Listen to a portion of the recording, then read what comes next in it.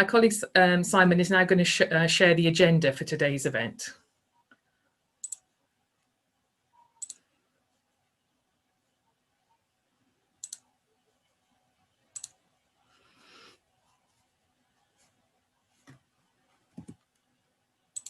So once I've finished just doing the introductions, I will hand over to my colleague Angela, who will give a brief introduction of the Engage to Change project. Then Elsa Jones, the ambassador for the project, will be speaking next about her role and also her experience of employment. Following that, we have a video story from Samantha David. And then Zara Kaleem from Cardiff People First will be sharing her personal story. We then have a video of Sarah Jane Maudsley, who took part in the project in North Wales a little while ago. Then we have Lucy Hinksman from All Wales People First, and All Wales People First are one of the partners on this project. And then we have Sarah Pickard from Mencap Cymru, before at the end when we have a question and answer session. So if you have a question or comment, please type it in the chat. You can click on the chat button and type your question or comment. One of us will either answer you in the chat as soon as we can, or we will ask a member of the panel to answer your question at the end during the question and answer session.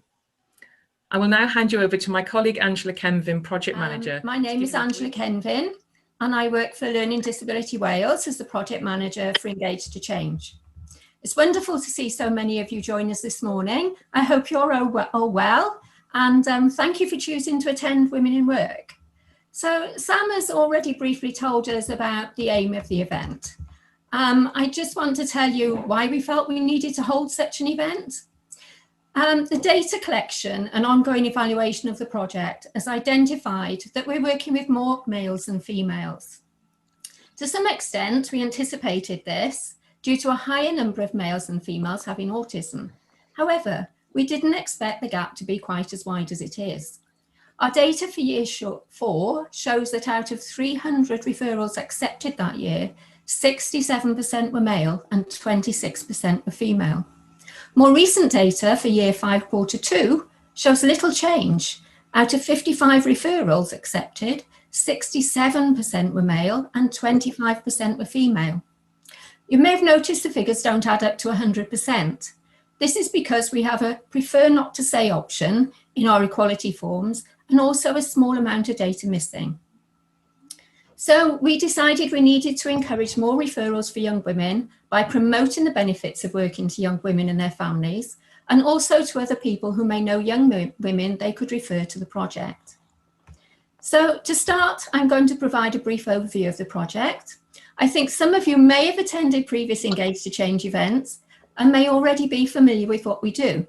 But if you can bear with me for a few minutes, then we'll move on to the most important part of the event, hearing from young women who are working. So Engage to Change is a pan-Wales employment project. It's funded by the National Lottery Community Fund in partnership with the Welsh Government. We aim to support young people aged 16 to 25 years who are NEET, that is not in employment, education or training, or who are at risk of becoming NEET and who have a learning difficulty, learning disability or autism. Led by Learning Disability Wales, the project is delivered by a partnership of 5 organisations, including All Wales People First, Cardiff University's National Centre for Mental Health, Agoriad and Elite Supported Employment Agencies.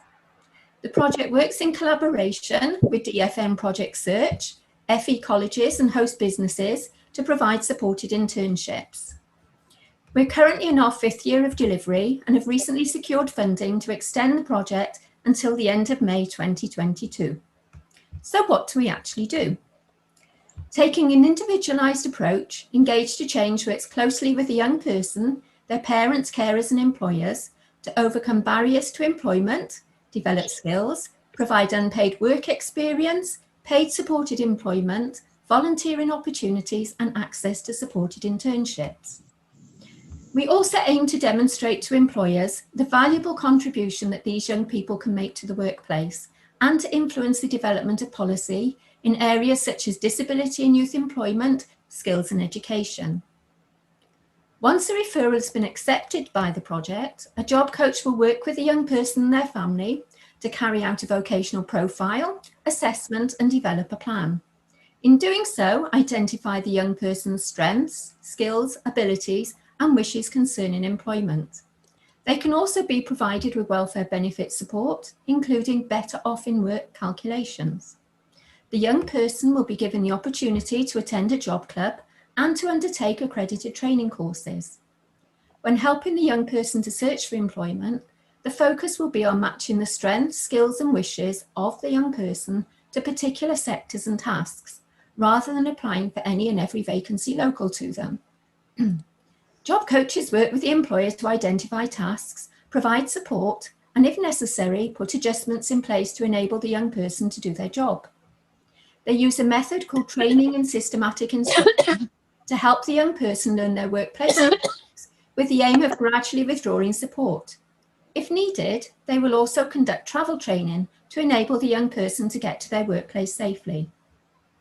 To give you an indication of work carried out so far, by the end of November last year, we had accepted 875 referrals for young people and worked with some 700 employers. In addition, 214 young people have participated in our supported internship programs. We also have project ambassadors, young people who participated in Engage to Change, who work hard to promote the project by speaking at events such as this and spreading the word about the benefits of employment. You'll shortly be hearing from Elsa, who is employed as one of our ambassadors.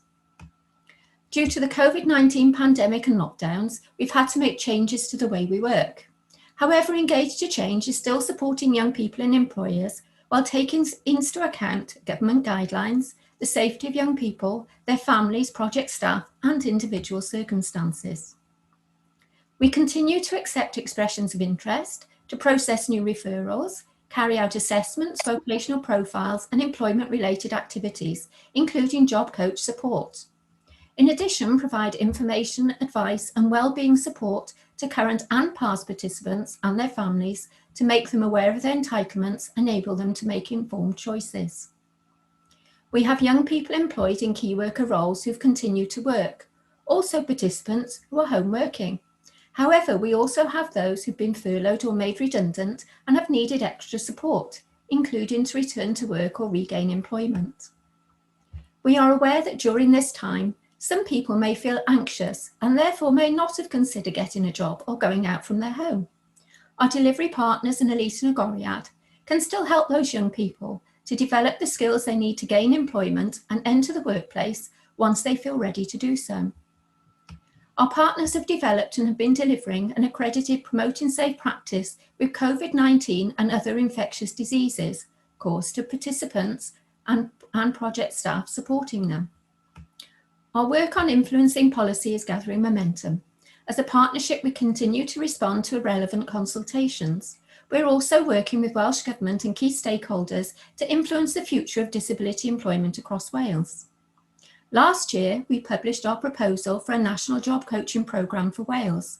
We will shortly be publishing a second proposal that makes a case for large anchor employers in Wales, such as the NHS and public sector, to provide employment for people with a learning disability or autism. Project evaluation is proactive and conducted by NCMH at Cardiff University, with All Wales People First facilitating evaluation forums. A number of evaluation reports and briefings have been produced to date. We learn and adjust activity as we progress and share that learning with others. We're quite active on social media. We have a project website, Facebook and Twitter and YouTube. So if you'd like to find out a bit more, then you can go onto those. Hopefully you can see the links behind me, but if you can't, just put a note in the chat box and we can make sure you get them. Okay, so that's enough for me. Thanks ever so much for listening. I hope you enjoy the rest of the event and hearing about our women in work. Thank you.